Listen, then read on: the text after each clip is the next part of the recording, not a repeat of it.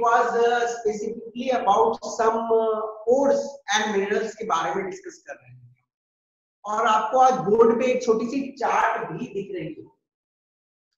तो एक ऐसा कुछ पर्टिकुलर चीज आपने केमिस्ट्री में कभी देखा है क्या? This is periodic table type का चीज सुना है कभी केमिस्ट्री में?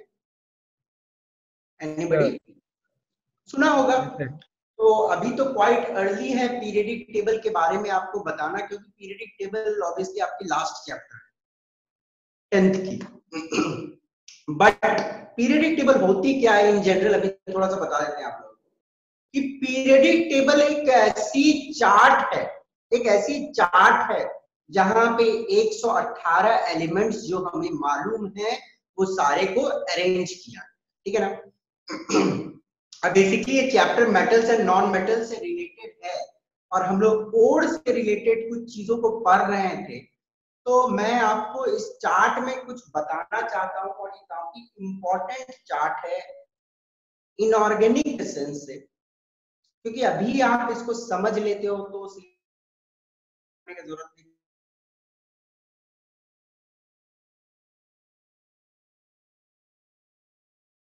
ध्यान से देखिएगा, आपको जो दिख रहा होगा कुछ यहाँ पे मैंने कुछ डिफरेंट कलर्स में मेटल को लिखा है।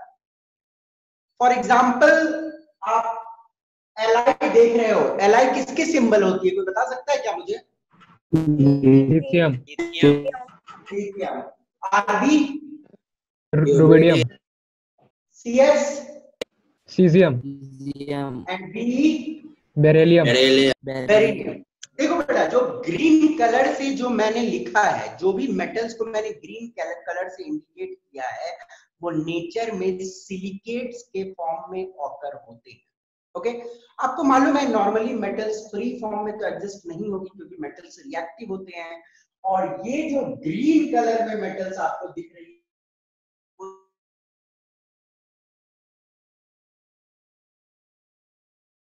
इस सामने ही ग्रीन ही से लिखा,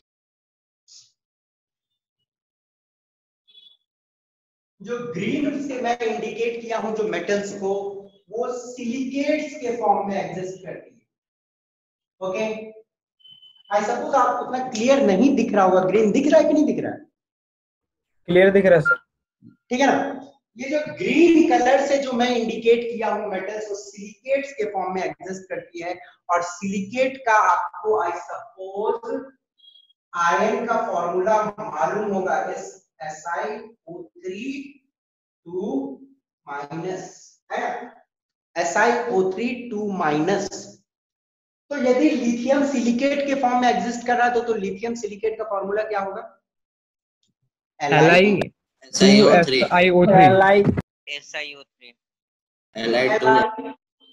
की वैलेंसी 1 और सिलिकेट की जो वैलेंसी है 2 है, तो क्या हो जाएगा?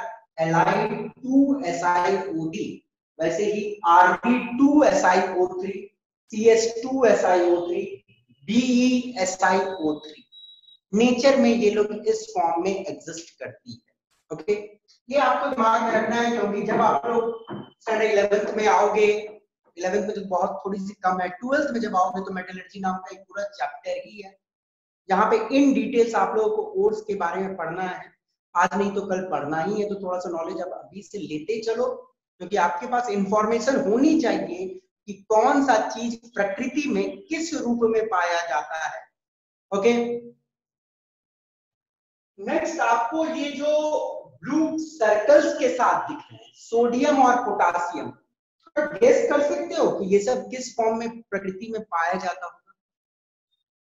सॉलिड तो रहता है ये क्लोराइड्स के फॉर्म। सोडियम और पोटासियम नेचर में क्लोराइड्स के फॉर्म में मिलते हैं। तो जो ब्लू कलर की आपको दिख रही है, ओके, ब्लू कलर के साथ जो मेटल्स के सिंबल लिखे हुए हैं आपके, वो हो गए आपके क्लोराइड्स के फॉर्म में प्रकृति में मिलती है। जैसे आपको दिख रहा है सोडियम क्लोराइड और पोटासियम क्लोराइड, ब्लू सर्कल वाले मेटल्स क्लोराइड्स के फॉर्म में मिलते हैं। और ये जो मेटल्स हैं, इनके नाम जल्दी जल्दी बता दो मुझे, क्या नाम है इसका? Magnesium, magnesium, calcium, calcium, strontium, potassium, potassium, barium. देखो अब ये ब्लू कलर में एक स्क्वायर के साथ बना के रखा हूं मैंने, तो ये सिंबल का मतलब है कि ये कार्बोनेट के फॉर्म में एग्जिस्ट करते हैं। प्रकृति में मैग्नीशियम, कैल्शियम, स्ट्रोंशियम और बेरियम जो है कार्बोनेट्स के फॉर्म में एग्जिस्ट करते हैं। ओके, बहुत इंपॉर्टेंट है। दो बार यदि इस चार्ट को आप बना लोगे तो आपको पूरी आइडिया मिल जाएगी ओर्स की। ओर की चार्ट है, कौन कौन से मेटल्स किस फॉर्म में पाई जाती है। Carbonate, magnesium, calcium, strontium, barium carbonate के फॉर्म में पाई जाती है। कोई भी बच्चा मुझे कैल्शियम कार्बोनेट का फॉर्मूला बता सकता है? CaCO3। जो घर में मार्बल्स लगे रहते हैं वो बेसिकली वही रहते हैं। Yes sir. ओके, क्लियर हो गया? Yes sir. मैंने ब्लू कलर के साथ कुछ शेड कर दिया है, थोड़ा सा ब्लू कलर के साथ मैंने थोड़ा कुछ शेड कर दिया है। तो आपको भले ही इनका सिंबल के साथ शायद फॉर्मूला आपको ना मालूम हो, बट मैं बता दे रहा हूं। देखो आपको 118 के 118 एलिमेंट्स के नाम पता, सब कुछ जानना चाहिए।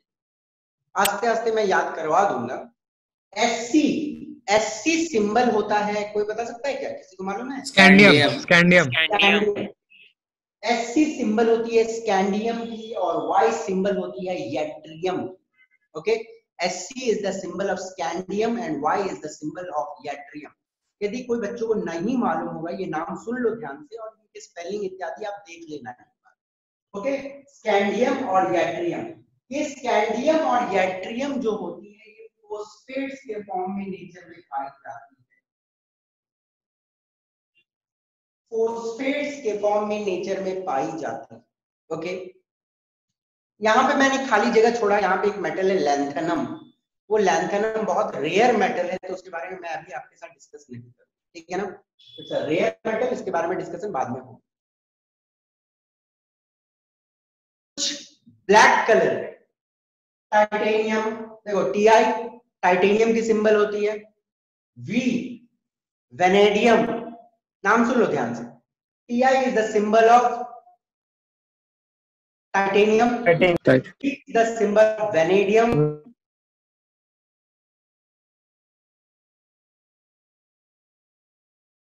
सिंबल होती है मैंगनीज की। Fe सिंबल होती है आयरन। Zr सिंबल होती है जिरकोनियम की। Okay, Zr is the symbol of zirconium, ZIRCONIUM। Okay, spelling आप देख लेना, मैं नाम बता दे रहा हूं रखियो। जिरकोनियम। Nb होती है सिंबल नियोबियम की। Nb is the symbol of niobium. Okay, HF hafnium की सिंबल है। जो ब्लैक वाले हैं वही बता रहा हूं, अभी ध्यान से देखो। हैफनियम, टेंटलम, टेंटलम इसका नाम है। W is the symbol of tungsten and Re is the symbol of rhenium. Okay, आप सबके नाम आराम से देख लोगे, एज अ होमवर्क मैं आपको दे रहा हूं। रफली मैं बता दिया हूं एक बार, पर सब एज अ होमवर्क जितने लिखे हुए हैं उनके सिंबल्स आप देखोगे। Okay, rhenium, W tungsten। Okay, अब ये जो ब्लैक वाले हैं, ब्लैक लेटर्स, जो ब्लैक लेटर्स में लिखे हुए हैं मेटल्स के सिंबल, बेटा वो जनरली ऑकर करते हैं in the form of oxides. किस फॉर्म में एग्जिस्ट करती है? ऑक्साइड्स। ये देख लो, अल्युमिनियम भी हो गया, टिन भी हो गया, ये ऑक्साइड के फॉर्म में एग्जिस्ट करती है। ध्यान से सुन लो मेरी बात को। जितने भी ब्लैक लेटर्स हैं, रिपीट कर दे रहा हूं, ये वाला ब्लैक नहीं, सिर्फ black. Titanium, vanadium, chromium, manganese, iron, zirconium, niobium, hafnium, tantalum, tungsten, rhenium, tin, aluminium, ये एग्जिस्ट करती है ऑक्साइड्स के फॉर्म में। तो ऑक्साइड्स का तो सबको मालूम है, फोस्फेट का बता दो। PO4 कितना माइनस? 3 माइनस। और ऑक्साइड कितना माइनस? 2 माइनस। फॉर्मूला बना सकते हो ना? Yes sir. Yes sir. Okay, अब देखिए आपको कुछ ब्लू कलर में नजर आ रही है, कोबाल्ट, निकल, कॉपर, मालूम है, कोबाल्ट, निकल, कॉपर। और एक छोटी सी गलती है यहाँ पे, कोबाल्ट की सिंबल होती है सी और ओ भी कैपिटल होती है, छोटा ओ नहीं, ओ भी कैपिटल है, ठीक है ना सर? स्मॉल होगा सर। हाँ, ओ स्मॉल होगा, ठीक है ना, बड़ा लिख देंगे तब तो कार्बन मोनोऑक्साइड हो जाएगा, ठीक है ना। तो सी, थैंक यू, सी बड़ा और ओ छोटा, तो कोबाल्ट है, ठीक है ना। Cobalt, nickel, copper, zinc, silver, cadmium, mercury, helium, lead, bismuth, indium, gallium, molybdenum. ये जो ब्लू लेटर्स आपको दिख रहे हैं, सिर्फ ब्लू लेटर्स दिख रहे हैं आपको, वो सल्फाइड के फॉर्म में एग्जिस्ट करती है। ओके, सिर्फ ब्लू वाले लेटर्स वाले सल्फाइड्स के फॉर्म में एग्जिस्ट करती है। सल्फाइड का मालूम है एनसी? H2 minus. ध्यान रहेगा ना, molybdenum, cobalt, nickel, copper, zinc, silver, cadmium, mercury, helium, lead, bismuth, indium, gallium. Okay, हो गई। बहुत सारे एनसीईआरटी बुक में भी प्रिंटिंग मिस्टेक है, कहीं ना कहीं थैलियम का सिंबल टीआई लिखा हुआ है जो गलत है, ठीक है ना, टीएल है थैलियम का सिंबल, थैलियम, ये ध्यान देनी है। अब इसमें सबसे इंटरेस्टिंग कुछ रेड वाले दिख रहे हैं, ruthenium, rhodium, palladium, osmium, iridium, platinum, gold. ये किस फॉर्म में हो सकते हैं, थोड़ा दिमाग लगाओ। प्लैटिनम, गोल्ड किस फॉर्म में एग्जिस्ट कर सकते हैं? Free state. गुड बेटा, क्या नाम है बेटा, नाम बताना। अदिति। वेरी गुड बेटा, वेरी गुड आंसर। ये जो रेड में आपको दिख रहा है बेटा, रेड वाले मेटल्स जो होते हैं ना, वो फ्री स्टेट में एग्जिस्ट करते हैं। आपने पढ़ा भी, देखो प्लैटिनम और गोल्ड के बारे में तो आपको मालूम ही है कि बहुत कम रिएक्टिव मेटल्स हैं और वो फ्री स्टेट में पाए जाते हैं। ओके, और यहाँ पे एक और मेटल है जो मैंने खाली छोड़ दिया है, इट्स टेक्नीशियम, टीसी।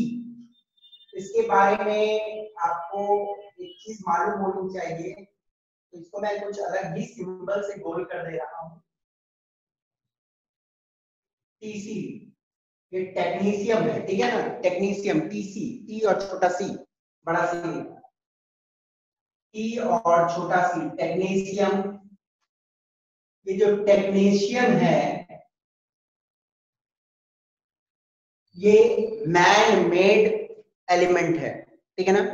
ये न्यूक्लियर रिएक्टर्स में प्रोड्यूस होती है और इसकी कोई ओड़ धरती में नहीं पाई जाती है, क्योंकि इंसान ने बनाया तो धरती में नहीं मिलना है, सीधी सी बात है। इट्स अ मैन मेड, पहली मैन मेड। आप अपने इंफॉर्मेशन की एक और चीज रख सकते हो, इंसान के द्वारा पहली कोई मैन मेड एलिमेंट जो क्रिएट किया गया था, ये आर्टिफिशियल एलिमेंट है, टीसी, टेक्नीशियम, ठीक है ना। ये इंसान ने आर्टिफिशियली पहली बार बनाया टेक्नीशियम, ठीक है ना। ये आर्टिफिशियल है, जो अब जब आर्टिफिशियल है तो इसके कोई ओड़ नहीं मिलेगी, ठीक है ना, ये आर्टिफिशियल एलिमेंट। एंड इसको छोड़ने का रीजन है कि ये एक रेयर मेटल है जिसके बारे में हम बाद में बात सर बस यही है, टेक्नीशियम ही सिर्फ मैनमेड है कि और भी है?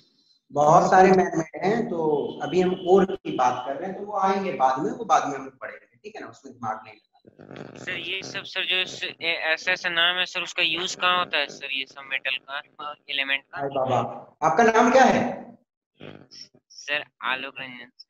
आलोक रंजन, चाइना के आदमी बोलेंगे ना कि आलोक रंजन नाम बड़ा अजीब है, इसका यूज कहाँ होता है? सर मतलब इस सब का कभी सुने नहीं है सर, ऐसे भी कोई कुछ बता दे। उसका नाम है, आप सुने नहीं है तो आपने यांग चू चैंग नाम सुना है किसी का?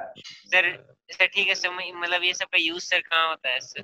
अरे मेटल से भैया, मेटल है ये सब, मेटल का यूज बहुत जगह होता है, मेटल है ये सब, मेटल है इनका बहुत। टाइटेनियम नेशनल सिक्योरिटी मेटल्स में गिनती आता है इन सब का। ये सब मेटल्स बहुत सारे न्यूक्लियर चीजें बनाने में काम आते हैं, बहुत सारे, मतलब टैंक वैंक बनाने में बहुत जरूरत पड़ता है। आयरन का कहीं काम नहीं आता है, गोल्ड का कहीं काम नहीं आता, जिसका नाम सुने उसका काम आता है, बाकी सब और पढ़ोगे आपके सबके काम की चीजें, सब कोई बेकाम की चीज नहीं है। कोई मेटल बिना मतलब, इन धरती पे प्रकृति ने जो भी चीज बनाया वो बिना मतलब का नहीं है बेटा, मेटल्स हैं, एलिमेंट्स है तो काम के, ठीक है ना, समझे ना। अब आपको मैं नाम बोलूंगा सिंग जिंग पिंग, नाम सुना है क्या, सिंग जिंग पिंग किसका नाम है? यस सर सुने। यस सर, चाइना का प्रेसिडेंट। हाँ, तो आप नाम सुनोगे तो बोलेगे तो बेकार नाम है, पर सिंग जिंग पिंग बेकार आदमी तो नहीं है, बहुत पावरफुल आदमी है सर, बेकार ऑब्वियसली। तो कहानी ये है कि सबके इस्तेमाल है बेटा, सब कहीं ना कहीं बहुत इस्तेमाल में आते हैं, मेटल्स हैं तो मेटल्स की नेशनल से वही पूछ रहे थे सर कि मतलब कहाँ कहाँ यूज होता है। हाँ हाँ ठीक है, कहाँ कहाँ यूजेस हम लोग इन डिटेल्स पढ़ेंगे, ठीक है। तो ये तो कहानी हुई। अब इस चार्ट को आप एक स्क्रीनशॉट लो और बढ़िया से एक बार स्टडी करना है, ठीक है ना। समझ आई कि नहीं ये चार्ट सबको? ये चार्ट बोलना चाहता है कि किस फॉर्म में कौन कहाँ पाया जाता है, फिर हम लोग उसको प्यूरिफाई करते हैं, जो मेटलर्जी ब्रांच में आती है, इस हिसाब से इसकी प्यूरिफिकेशन की जाती है। ओके, कुछ मेटल के प्यूरिफिकेशन हम अपने सिलेबस में पढ़ेंगे, अंडरस्टूड। तो इसको जल्दी से लिख लो, मैं इसको मिटाऊंगा, एक स्क्रीनशॉट ले लो, आगे बढ़े सर। Yes sir. क्या दे चलिए।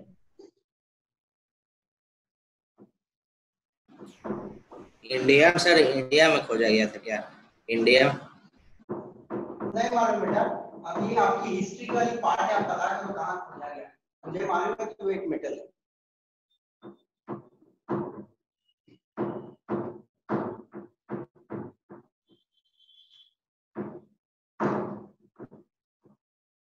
चलो अभिजीत, आपका होमवर्क रहा है, इंडियम किसने खोजा, किस कंट्री में खोजा गया था, उस पता करके आओगे नेक्स्ट क्लास, ठीक है।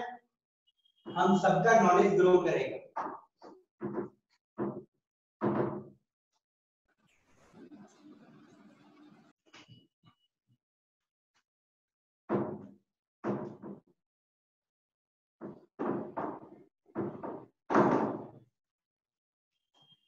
चलिए, तो ये तो हुई छोटी सी कहानी। अब कहानी थोड़ी लंबी हो गई, 20 मिनट हो गया इस कहानी का। हम लोग अब देखेंगे बेटा कि फिजिकल प्रॉपर्टीज। फिजिकल प्रॉपर्टी तो नहीं बताया था ना, कि बता दिया था? No sir. No sir. ठीक है, फिजिकल प्रॉपर्टीज। फिजिकल प्रॉपर्टी बोलने का मतलब ये है उन प्रॉपर्टीज के बारे में हम लोग पढ़ेंगे एलिमेंट्स के, जिनको डिफाइन करने के लिए हमें उसको चेंज नहीं करना, ठीक है ना।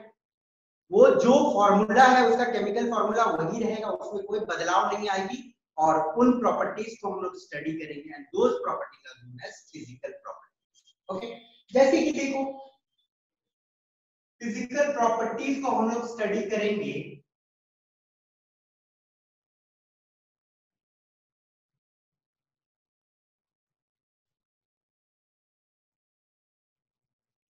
तो बेटा फिजिकल प्रॉपर्टी में सबसे पहले कलर आती है। कोई चीज का क्या कलर है ये जानने के लिए हमको उसको किसी के साथ रिएक्ट करवाने की जरूरत नहीं। ओके, डेंसिटी क्या है, वो डेंसिटी मेजर की जा सकती है, उसको बदलने की जरूरत नहीं है। मेल्टिंग पॉइंट क्या है, उसको बदलने की जरूरत नहीं है, उसकी फिजिकल स्टेट बदल सकती है, पर उसका केमिकल फॉर्मूला नहीं बदलेगा, उसके स्टेट को चेंज करो। तो वो सारी चीजों को देखेंगे। सबसे पहले हम लोग कलर देखते हैं, जरूर कलर। तो कलर भी फिजिकल प्रॉपर्टी में आती है। तो सबसे पहले देखो, सारे एलिमेंट्स के कलर अभी जानना तो पॉसिबल नहीं है और ना रटना जरूरी है, बट कुछ जो कॉमन यूज में है मैं उसको आपको बता रहा हूँ, और उससे कलर हो सके आपको मालूम हो तो बताना, नहीं तो मैं बताऊंगा। सबसे पहले मैं एक एलिमेंट बताता हूँ बेटा आपके सामने, that is copper. Reddish brown. Reddish brown. और उसका यूज बताओ, ये कहाँ यूज करते हैं? It is used for making utensils. Wires. हाँ, कॉपर का कलर होता है क्या, ब्राउन कलर ना। Yes sir. और यूज है इसका इलेक्ट्रिकल वायरिंग में यूज होता है। सर यूटेंसिल्स भी होता है ना सर? हाँ, मेजर यूज कॉपर के बर्तन भी बनते हैं। मेजर यूज ज्वेलरी नहीं लिख सकते हैं सर? क्या बोल रहे हो बेटा? ज्वेलरी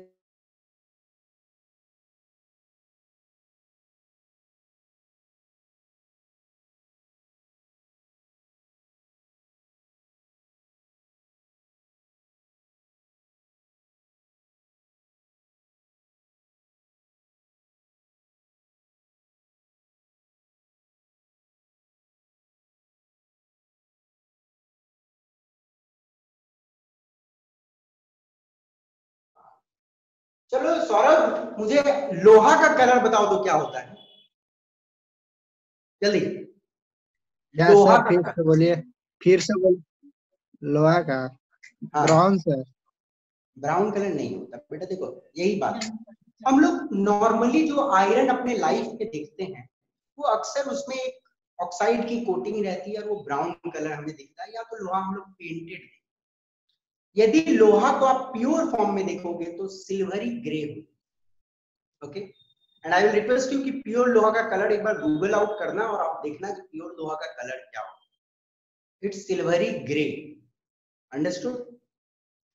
सर कोई आयरन का रॉड सर जब काटता है तो सर उसका जो ये एक न्यू सरफेस एरिया बनता है सर, वैसा ही कलर है हाँ, एकदम वही कलर रहेगा। तो न्यू सरफेस एरिया में तो कोई रिएक्शन नहीं हो, देखना लोहा जब कटता है ना तो देखना उसका अंदर वाला पार्ट को वो कलर। हाँ सर वो देखे हैं सर।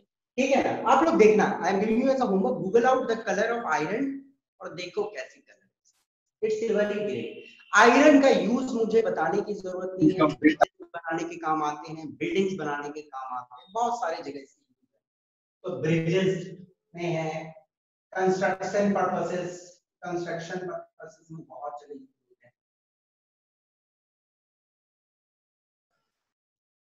ओके, अब मैं आपसे पूछूं अल्युमिनियम, अल्युमिनियम का कलर क्या होगा? Silvery white. Silvery white sir. Silvery white. और एल्युमिनियम का यूज कहाँ कहाँ है? वायरिंग में सर। यूटेंसिल्स। अब सुन लो मेरी बात को थोड़ी। अल्युमिनियम का इस्तेमाल इतना ज्यादा जगह पे होता है कि आजकल अल्युमिनियम का हर जगह इस्तेमाल हो रहा है। और अल्युमिनियम के बारे में मैंने आप लोगों को बताया था पहले कि अल्युमिनियम को उसके ओर से निकालने का तरीका नहीं था। नेपोलियन के जमाने में अल्युमिनियम गोल्ड से भी महंगा था, सोना से भी ज्यादा महंगा था अल्युमिनियम। आज से 100 साल पहले की, 100 या 150 साल पहले की बात करो। बट एक प्रोसेस आई, केमिस्ट लोगों ने एक प्रोसेस का खोज किया जिसमें अल्युमिनियम की एक्सट्रैक्शन काफी आसान हो गई। और अल्युमिनियम एक ऐसी मेटल है जो कोरोड नहीं होती, आपको मालूम, अल्युमिनियम में कोरोशन नहीं होता। तो काफी आजकल खिड़की का फ्रेम बनाने में इस्तेमाल होता है, अल्युमिनियम के बर्तन बनते हैं, अल्युमिनियम के पैकिंग जो रैप्स होते हैं, खाना जो हम लोग कल का स्कूल ले जाते हैं रोटियां मोड़ के, वो अल्युमिनियम की ही फॉल्ट। ओके, तो मल्टीपर्पज है, यूज बताने की जरूरत नहीं है, आपको मालूम है, लिख सकते हो। जिंक की बात करूँ आपके सामने तो जिंक का कलर कोई मुझे बता सकता है? वही से सिल्वरी वाइट।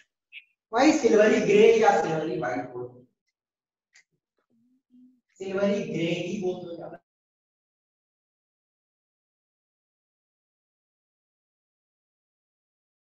जिंक के बनते हैं, नट बोल्ट्स बनाने के काम। सर पर किताब में लिखा हुआ ब्लूइश वाइट। ठीक है, क्या बोल रहे बेटा? किताब में लिखा हुआ सर कलर ब्लूइश। बेटा लेड होती है ब्लूइश व्हाइट, ठीक है ना। जिंक को आप वो थोड़ी सी, जिंक जो होता है ना, मैं बता रहा हूँ, वो ब्लूइश व्हाइट क्या होती है, कुछ कॉम्बिनेशन के साथ रहती है तब ब्लूइश व्हाइट आती है। प्योर फॉर्म में सीड्स जो मिलते हैं ना उसके, यदि ब्लूइश व्हाइट भी नॉट रॉन्ग, आप उसको गलत नहीं बोल सकते, इट्स ओके, बट जो प्योर सीड्स रहते हैं वो silvery grey. Okay, nut bolt बनाने में काम आता है। आयरन का होता है sir silvery grey. Nut bolt. Iron के देखो, नट बोल्ट जिंक के भी बनाते हैं, आयरन के भी बनाते हैं, पर नॉर्मली जिंक के जो नट बोल्ट होते हैं कुछ कॉम्बिनेशन के साथ काफी स्ट्रॉन्ग होते हैं। ओके, अब मैं आपसे बात करूं तो मैग्नीशियम तो यूज करने का तो बहुत कुछ का बनता है। मैग्नीशियम वाइट सिल्वरी वाइट बोल दो, ठीक है ना। लगभग ले दे के सबका एक ही कलर सिल्वरी व्हाइट के आसपास ही होता है प्योर स्टेट में, ठीक है ना। यदि आप देखोगे तो बुक्स में या विकिपीडिया आप सर्च करोगे तो मैग्नीशियम को ग्रेइश व्हाइट लिखता है। एक्चुअली हाँ, सच कुछ तो ग्रेइश व्हाइट ही लिख रहा है, बट बहस कलर पे नहीं है, क्योंकि ये सब कॉम्बिनेशन कलर है, थोड़ी व्हाइट, ऑफसेट व्हाइट। आपसे रिक्वेस्ट है कि आप एक बार गूगल आउट करके कलर्स को देख लेना, ठीक है ना, तो आपको एक नेचुरल आइडिया हो जाएगा, क्योंकि एक बार देख लोगे तब आपको समझ आएगा अच्छे से कि क्या कलर है। अंडरस्टूड? तो please Google out this colours और देख लो कि इनकी कलर क्या हो। सिल्वर टाइप में है सर। हाँ, silvery greyish colour. White, greyish white. अब मैग्नीशियम का इस्तेमाल कहाँ होता है? मैग्नीशियम का इस्तेमाल आपको मालूम है, जो महंगे मोबाइल फोन आते हैं, हल्के वाले मोबाइल फोन, कैमरा का जो केस बनता है, महंगे वाले निकॉन के जो कैमरास आते हैं, उनकी जो फ्रेम होती है ना, मैग्नीशियम की बनती है, ताकि हल्का रहे। मैग्नीशियम एक हल्का बॉडी बनाता है, मैग्नीशियम को कंबाइन करते हैं कुछ के साथ फिर, और मैग्नीशियम के साइकिल्स भी आते हैं, जो हल्के साइकिल्स होते हैं, रेसिंग साइकिल्स, मतलब उनका दाम तो 4-5 लाख से शुरू होता है, वो सब साइकिल्स की बात कर रहा हूँ मैं, जो मैग्नीशियम के बॉडीज बनते हैं। ओके, तो मैग्नीशियम के काफी यूज है। एरोप्लेन में भी होता होगा। मोबाइल फोन्स, कैमरा फ्रेम्स, है ना।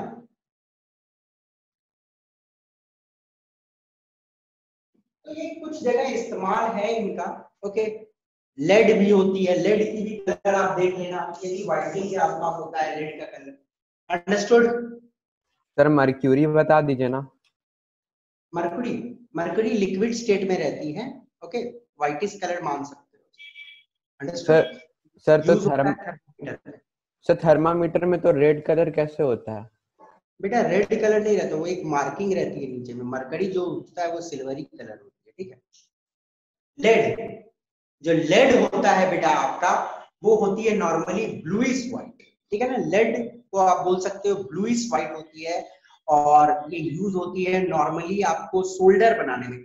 सोल्डरिंग जो होती है ना, तो उसमें लेड को टिन के साथ मिला के जो सोल्डर वायर्स बनते हैं, उससे इलेक्ट्रिकल वायर्स, जो इलेक्ट्रिकल सर्किट्स होते हैं ना, उनको ज्वाइन करने में काम आता है। ओके, तो आप लेड की कलर, इसका यूज आप देख लेना, और प्रॉपर कलर के लिए आप इसको एक बार सर्च करना और देखना, ठीक है। तो कलर एक फिजिकल प्रॉपर्टी है। आपसे कभी भी कोई एग्जाम में इनका एग्जैक्ट कलर नहीं पूछा जाएगा बेटा, कभी भी कोई एग्जाम में आपसे एग्जैक्ट कलर नहीं पूछेगा किसी का, बट हाँ, आप अपने नेचुरल अंडरस्टैंडिंग के लिए चीजों को एक बार देख, ठीक है, यूजेस को पढ़ सकते हो।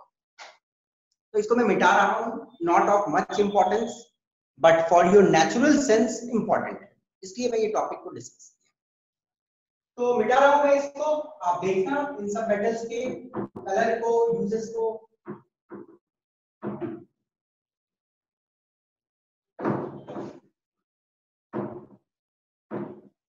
चलिए, मेजर फिजिकल प्रॉपर्टीज के ओर अब अपन चलते हैं। मेटल्स आर, सबसे पहले मेटल्स के देखते हैं। Metals are generally solid. Okay, अब इंपॉर्टेंट प्रॉपर्टीज के ओर आ रहे हैं हम लोग। मेटल्स, अक्सर मेटल 99% मेटल्स सॉलिड्स होते हैं, एक्सेप्शन है, हम लोग बाद में जिक्र करेंगे उस बारे में। जनरली सॉलिड फॉर्म में एग्जिस्ट करती है। Metals are hard and rigid. देखो, मेटल्स जो होते हैं ना, अक्सर मेटल्स काफी हार्ड होगी और रिजिड भी होती है। रिजिड बोलने का मतलब उसके शेप को चेंज करना मुश्किल होता है। Rigid word stands for hard to change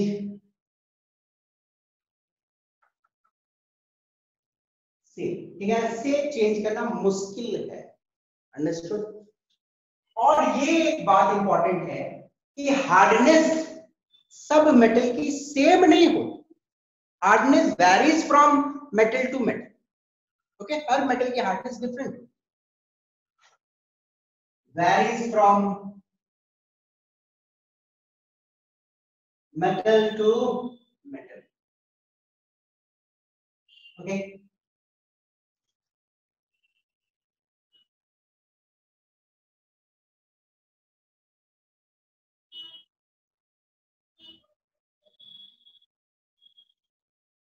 metals are lustrous.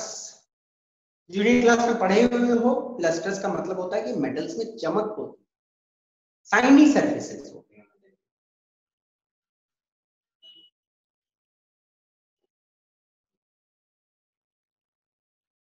इस लस्ट्रस शब्द का मतलब होता है शाइनी सरफेस।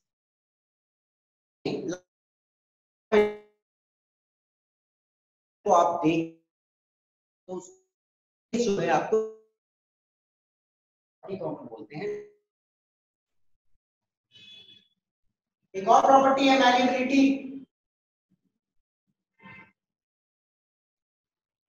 देखो ये प्रॉपर्टी बोलती है कि the property by which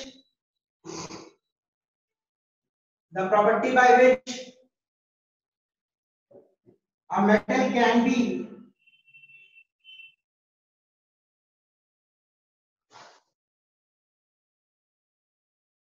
beaten into thin sheets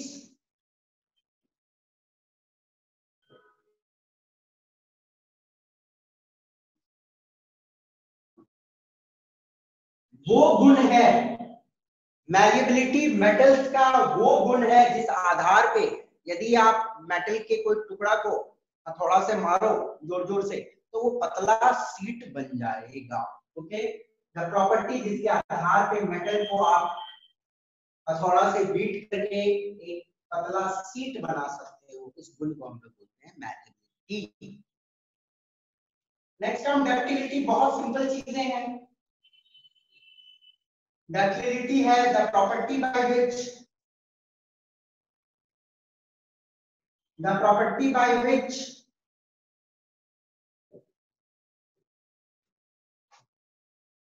a metal can be drawn into wires.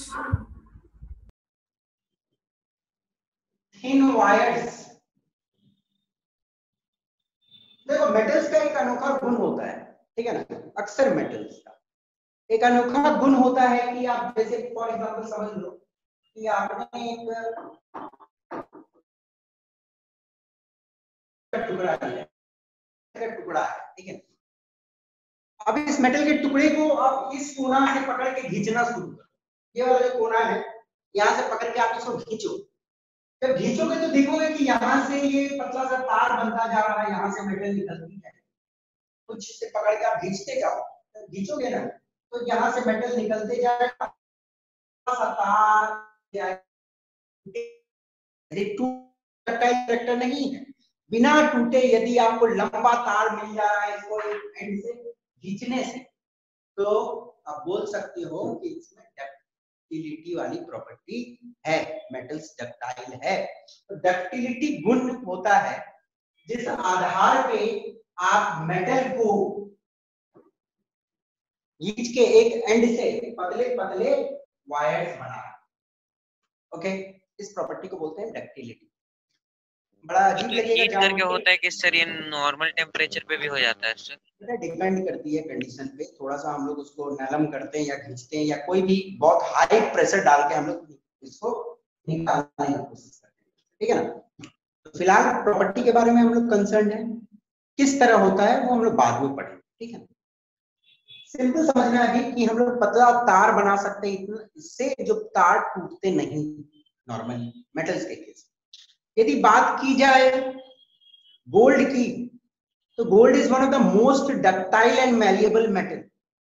ये दिमाग में रखिएगा, gold is one of the most ductile and malleable metal. सबसे पतला सीट भी गोल्ड का बन सकता है और वायर्स भी बड़े बड़े बिना टूटे बन सकते हैं गोल्ड के। नॉर्मली यदि आप 0.5 ग्राम ऑफ गोल्ड लेते हो, सिर्फ 0.5 ग्राम ऑफ गोल्ड, मतलब एक अंदेशा बता रहा हूं, आप एग्जैक्ट में बोला सर बुक में लिखा हुआ 0.3 ग्राम, अरे भैया समझो चीज को। ओके, 0.5 ग्राम ऑफ गोल्ड बोलने का मतलब क्या है, गोल्ड प्योर लेते हो आप और 0.5 ग्राम मात्र, तो इससे आप can be drawn into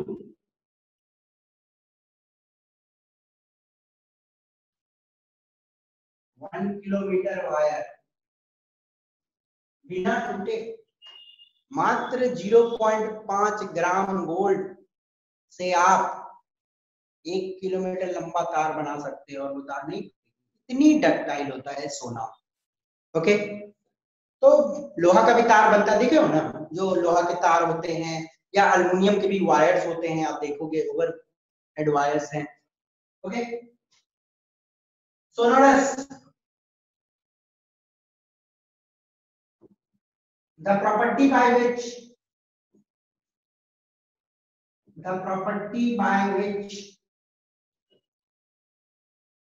metals give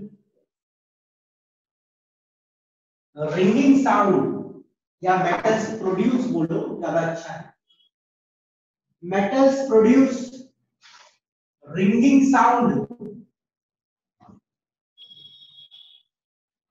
when hit hard। कोई भी मेटल को आप, मेटल के साथ, ये भी एक मेटल का बना हुआ,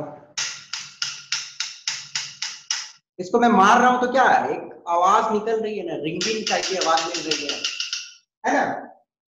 द प्रॉपर्टी, उस गुण जिस आधार पे मेटल से आप उसको जोर से हिट करो, ठीक है। इसका सबसे सिंपल एग्जांपल है, जो आप स्कूल्स तो बहुत दिन से बंद है, फिर भी स्कूल में जो घंटी रहती है ना, जो टन टन टन आवाज होता है जब छुट्टी होता है, जब पीरियड खत्म होता है, तो वो सबसे सिंपल एग्जांपल है सोनोरस को समझने की। तो सोनोरस, सोनोरिटी होती है actually property, the property is sonority. ये आधार जिसके दम पे एक मेटल से रिंगिंग साउंड निकलती है, उस प्रॉपर्टी को हम लोग सोनोरिटी बोलते हैं, और metals are sonorous, metal sonorous. Okay, तो ये तो कुछ सिंपल बातें हैं मेटल्स के बारे में जो आप सभी को मालूम होगा, आई सपोज। जल्दी लिख लो, नेक्स्ट स्क्रीन में चलेंगे, फिर कुछ पूछना है तो पूछ लो, वैसे पूछने की कोई चीज बची ही नहीं है यहाँ पे, तो जानना है और चलिए आगे बढ़े। मिटा एंटर, ठीक है ना इसको।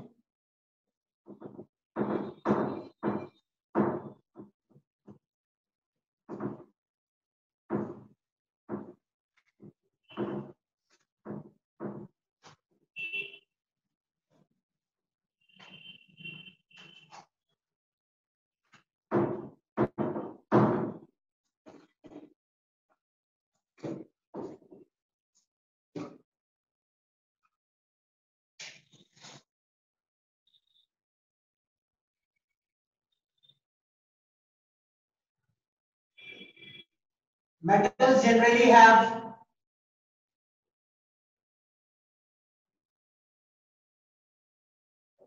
high melting point और बॉइलिंग पॉइंट। मेटल्स के बॉइलिंग पॉइंट, मेल्टिंग पॉइंट काफी हाई होती है। ओके, क्योंकि सॉलिड स्टेट में रहते हैं, तो सॉलिड स्टेट में पार्टिकल्स काफी क्लोजली पैक्ड होती है, उनके फोर्सेस को ब्रेक करना दिक्कत होता है। इसलिए मेटल जनरली जो होते हैं बेटा, मेल्टिंग पॉइंट और बॉइलिंग पॉइंट उनकी काफी हाई होती है। कुछ होते हैं जिनके कम होते हैं, डिस्कस करेंगे। मेटल्स आर अच्छे conductors, good conductors of heat and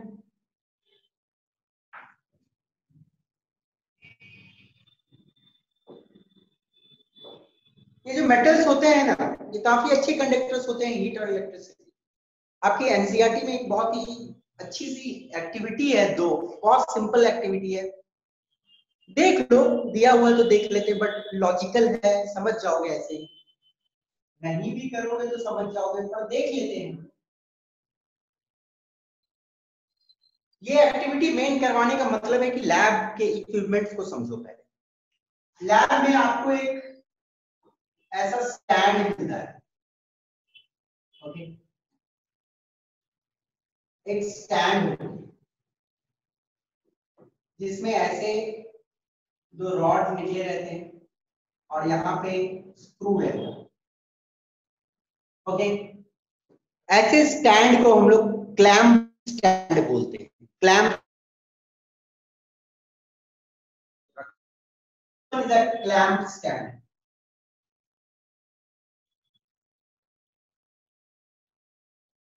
okay, हम क्या करते हैं इस क्लैंप स्टैंड में, एक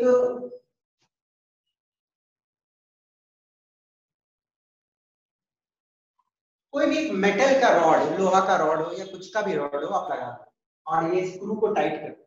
स्क्रू को टाइट कर दोगे तो फिक्स हो जाएगी रॉड, है? तो ये मेटल की एक रॉड लगा दिया गया है। Understood? Got it? This is a metal rod.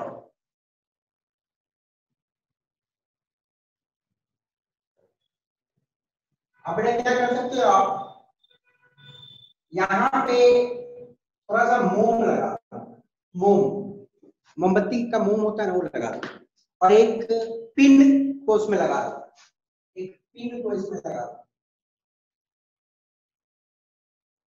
मोमबत्ती के सहारे पिन को मैंने लगा दिया। ये जो ब्लू कलर में आपको दिख रही है पिन, ठीक है ना, एक पिन है, वैक्स के साथ चिपका दिया, ठीक है। अब आपका क्या करो,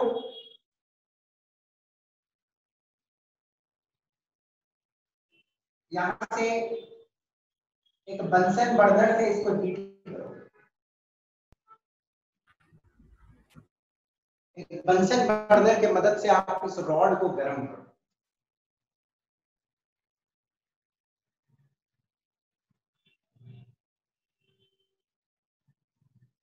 एक मिनट या 2 मिनट के बाद क्या ये पिन गिरेगा नीचे कि नहीं गिरेगा? गिरेगा सर। बड़ी सिंपल लॉजिक है, गिरना। पर एक्चुअली देखो हुआ क्या,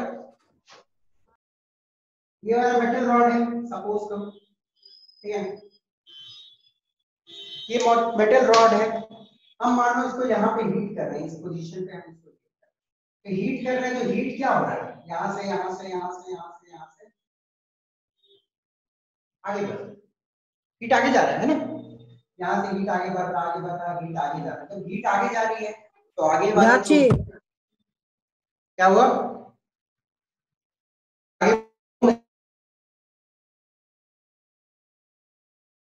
जो पिन है नीचे गिर जाए। बहुत सिंपल सी एक्टिविटी है, लॉजिकल है, कुछ दिमाग लगाने की चीज नहीं, बट इसके अंडरलाइंग रीजन को समझो कि मेटल में जो हीट एनर्जी है वो एक पॉइंट से दूसरा पॉइंट ट्रेवल कर रहे हैं, ठीक है ना। हीट एक पॉइंट से दूसरा पॉइंट ट्रेवल कर सकता है मेटल में। तो ये बोल रहे हैं कि मेटल जो होती है गुड कंडक्टर होती है, किसकी, हीट को एक जगह से दूसरा जगह मेटल फ्लो करवा सकता है। थोड़ा देर बाद क्या दिखेगा, जो पिन का टुकड़ा है गिर जाएगा, ठीक है ना, पिन जो है गिर जाएगा। अंडरस्टूड? बड़ी सिंपल सी कहानी है, कुछ तो है नहीं इसमें। और दूसरा इलेक्ट्रिसिटी वाला पार्ट भी समझ ही लेते हैं जब दिया हुआ एक्टिविटी, कुछ नहीं है।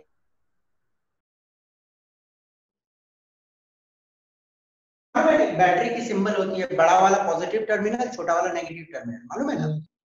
Okay, this is the symbol of battery. अब बैटरी में आप यहाँ पे एक आप बल्ब लगा दो, this one is a bulb, ठीक है।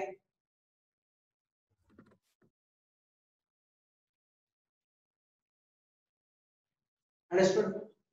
अब यहाँ पे 2 क्लिप लगी हुई है, क्रोकोडाइल क्लिप, ओके। ये दोनों तार में, यहाँ पे तार लगा हुआ दोनों, और एक क्लिप लगा हुआ, दिस वन इज क्लिप, जिसको क्रोकोडाइल क्लिप भी बोलते हैं। क्रोकोडाइल क्लिप कंडक्टर मटेरियल की होती है। अब क्या करो, आप इसके बीच में, इन दोनों के बीच में एक मेटल लगाओ, कोई भी मेटल लगाओ। क्या ये बल्ब जलेगा कि नहीं जलेगा? जलेगा सर। जलेगा, बल्ब जलेगी। तो इस एक्टिविटी से पता चल रहा है कि मेटल्स कंडक्ट कर सकते हैं। कोई भी मेटल लगा दो, सिल्वर लगा दो, गोल्ड लगा दो, आप लोहा लगा दो, कॉपर लगा दो, जलेगी। बट आप वहीं पे यदि लकड़ी लगा दो या कार्बन लगा दो, क्या वो जलेगा? नहीं जलेगा, है ना। इससे ये पता चल रहा है कि मेटल्स जो होते हैं गुड कंडक्टर ऑफ इलेक्ट्रिसिटी, और कार्बन है, जो लकड़ियां कार्बन की ही रहती है मेनली, है ना, ये बीच में तो जलेगा, अंडरस्टूड। कोयला का टुकड़ा बीच में जलेगा? नहीं जलेगा, कोयला इज बेसिकली कार्बन, जो नॉन मेटल। तो ये कुछ सिंपल एक्टिविटीज है जिसके मदद से हमें ये समझ आ रहा है कि good conductor of heat and electricity होते हैं। अब देखिए, एक पीरियडिक टेबल मैंने आपको दिखाया था थोड़ा देर पहले।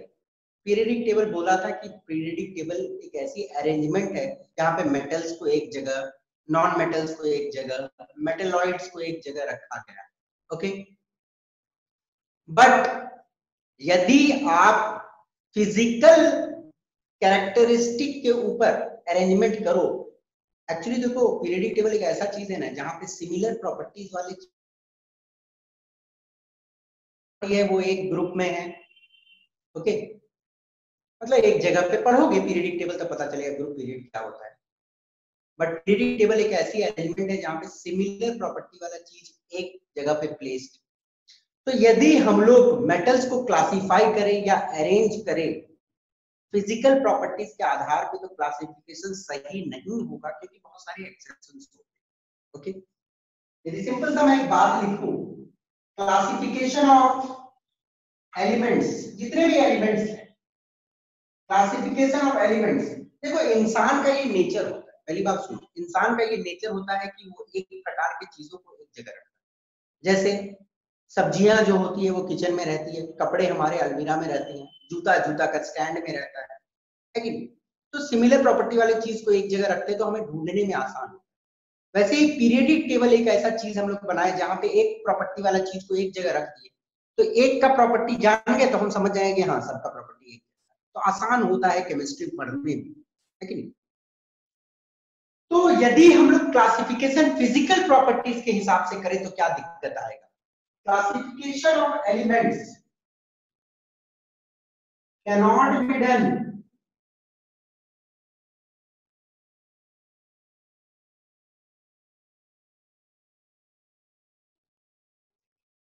physical properties, as there are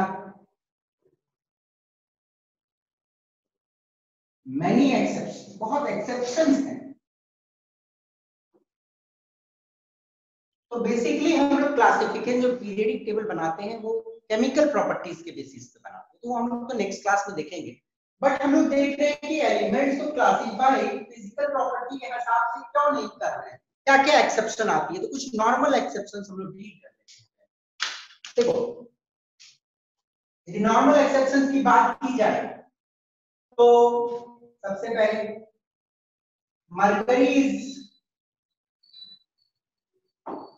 mercury exist in liquid state. हम लोगों ने पढ़ा कि जो मेटल्स होते हैं वो जनरली सॉलिड होती है, बट देखो एक्सेप्शन है, एक मरकरी एक मेटल है जो लिक्विड स्टेट में एग्जिस्ट करता है। वहीं बात की जाए गैलियम एंड सीजियम की, गैलियम एंड सीजियम मेटल्स के नॉर्मली मेल्टिंग पॉइंट और बॉइलिंग पॉइंट काफी हाई होती है, अभी देखना। Gallium and caesium have low melting point. अब इतना लो मेल्टिंग पॉइंट होता है कि आप अपने हाथ के पाम पे रखोगे तो वो पिघल जाता है, बॉडी टेम्परेचर पे वो पिघल जाता है। ओके, और बात की जाए तो sodium, lithium, potassium are soft metals. इतने सॉफ्ट होते हैं कि आप इनको एक चाकू से काट सकते हैं। हम लोगों ने क्या पढ़ा कि मेटल जनरली हार्ड होती है ना, बट ये जो सोडियम, लिथियम एंड पोटासियम ये भी तो मेटल है, ये सॉफ्ट मेटल है, इतने सॉफ्ट हैं कि आप इनको चाकू से काट सकते हैं। ओके, तो हम लोग देख रहे हैं कि एक्सेप्शन वाली कहानी तो बहुत सारी आ जा रही है यहाँ। और नॉन मेटल्स की बात करूं तो नॉन मेटल्स की प्रॉपर्टी में लिखूंगा नहीं, बट आप लोग को जनरली मालूम होगा नॉन मेटल्स जनरली सॉलिड या गैस होती है। नॉन मेटल्स या तो सॉलिड फॉर्म में होगी या तो गैसियस फॉर्म में होगी। बट सर लिक्विड फॉर्म में ना सर, लिक्विड में ना। सुनो ना जितना बोल रहे हैं बेटा, सुन तो लो। नॉन मेटल्स जनरली सॉलिड या गैसियस फॉर्म में होती है। सिर्फ एक नॉन मेटल है जो लिक्विड फॉर्म में रहती है, दैट इज ब्रोमीन। हुए एक एक्सेप्शन, मुझे लगता है बताना पड़ेगा क्योंकि आप लोगों का कंफ्यूजन है। नॉन मेटल सॉलिड या गैसियस फॉर्म में रहती है, लिक्विड फॉर्म में सिर्फ एक नॉन मेटल है, दैट इज ब्रोमीन। ओके, समझ गए? यस तो सर। अंडरस्टूड? ये भी मैं बता ही दे रहा हूं, bromine exist in liquid form, और ये only non metal, only non metal, ठीक है? एक मेटल जो लिक्विड में मरकरी होता है, एक नॉन मेटल जो लिक्विड होता है वो ब्रोमीन, ठीक है ना? और सॉलिड नॉन मेटल, चलो बता ही देता हूँ, ये सब इंफॉर्मेशन होनी चाहिए आपको। सॉलिड नॉन मेटल के एग्जांपल कभी पूछ लिए जाए आपसे तो ये सब मालूम होने चाहिए आपको। कार्बन है, सल्फर है, फास्फोरस है, ये सब सॉलिड फॉर्म में रहती है। Gaseous non metal, hydrogen gas, nitrogen gas, oxygen gas, ये सब गैसियस है, ठीक है ना? बोरोन भी सॉलिड नॉन मेटल में आता है, ठीक? तो नॉन मेटल्स नॉर्मली सॉलिड या गैसियस फॉर्म में रहेगी, but bromine is an exception जो लिक्विड फॉर्म में है। Okay, non metals generally soft होती है, काफी सॉफ्ट होती है नॉन मेटल्स। बट आपको डायमंड की कहानी मालूम है, यहां लिख दे रहा हूं, ठीक है? डायमंड, डायमंड बना हुआ है क्या का? कार्बन का बना है, मालूम है ना? डायमंड कार्बन की बनी रहती है।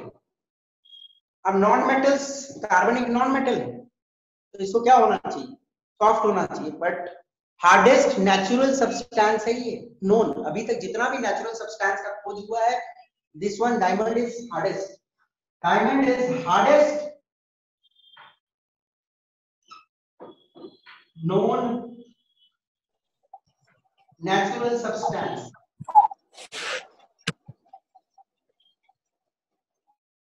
ठीक है ना? डायमंड कार्बन का बना हुआ एक नॉन मेटल, इसे सॉफ्ट होना चाहिए, बट ये हार्ड है, exception.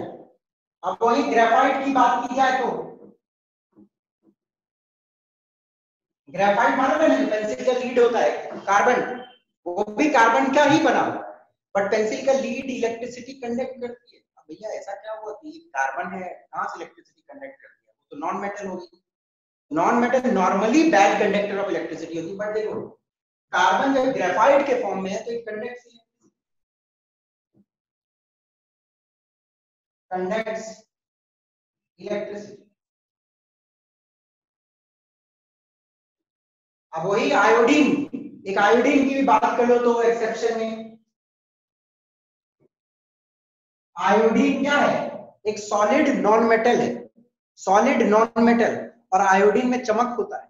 Iodine has lustres, iodine are lustres. Non metals में तो चमक नहीं ना होनी चाहिए, आपको तो मालूम है नहीं सब कि नॉन मेटल्स चमक नहीं होती है उसमें, बट आयोडीन में लस्टर्स है। तो नॉन मेटल्स मैं आपको नहीं बता रहा हूं क्योंकि जूनियर क्लास में ये सब पढ़े हुए हैं। नॉन मेटल्स क्या होते हैं? जनरली सॉलिड या गैसेस, एक्सेप्शन आपके सामने है। Non metals non malleable, non ductile, non sonorous, non lustrous, but एक एक्सेप्शन आगे। Non metals melting point, boiling point काफी कम होती है। नॉन मेटल्स इलेक्ट्रिसिटी कंडक्ट नहीं करता है, बट कुछ एक्सेप्शंस आपके सामने लिख दिया, उन एक्सेप्शंस को देख लेना। और मेटल में भी बात की जा सकती है तो लेड और मरकरी, लेड और mercury poor conductor of electricity. Normally metals good conductor of electricity होती है, बट लेड और mercury are poor conductor of electricity. तो एक्सेप्शन वाले पॉइंट जितना बताया वो दिमाग में रखना, हो सकता है कभी काल पूछ लिया जाए आपसे, बट 10th में आने के बाद कभी कल बोर्ड वाला तो ये सब चीज नहीं पूछता है, आपको मालूम रहनी चाहिए, बस अपने इंफॉर्मेशन के लिए रखो ये सब। ओके, किस्मत इजी पेपर सेट हुआ तो पूछ लेगा, बट ऐसा है कि एनटीएससी वैकेंसी में ये सब क्वेश्चन नहीं पूछता, बट इंफॉर्मेशन रहनी चाहिए। So that's all for today. Physical properties पे तो हम लोग क्लासिफिकेशन नहीं कर सकते। अब नेक्स्ट क्लास में आएगी कहानी केमिकल प्रॉपर्टीज पे, हम लोग मेटल्स नॉन मेटल्स को स्टडी करेंगे। ओके तो कुछ भी पूछना है तो पूछ लो, पूछना है किसी को? सर मेटल्स के अलावा और कोई एलिमेंट मेल्ट करता है? मतलब का एकदम मेल्ट नहीं करेगा भाई, सबको पिघलाओ तो मेल्ट नहीं करता। सब मेटल के अलावा? तो मैं कहाँ बोल रहा हूँ, मेटल्स को छोड़ के आयोडीन को हीट करो पिघल जाएगा, है ना? ओ सॉरी, ठीक और है। कुछ जो भी सॉलिड, देखो हर चीज जो सॉलिड है वो तो मेल्ट करेगा नहीं करेगा कोई टेम्परेचर पे ना बेटा। कार्बन भी सॉलिड है तो क्या मेल्ट मतलब करेगा ही ऑब्वियसली, हाई टेम्परेचर दोगे तो लिक्विड स्टेट में आ सकता है। Okay yes sir. और कुछ? चलिए मिलते हैं क्लास, चीजों को पढ़ के आना अच्छे से सर ताकि चीजें समझ। बोलिए सर की स्क्रीनशॉट लेना सर, हट जाए ना सर थोड़ा सा। हो गया सर, थैंक यू सर।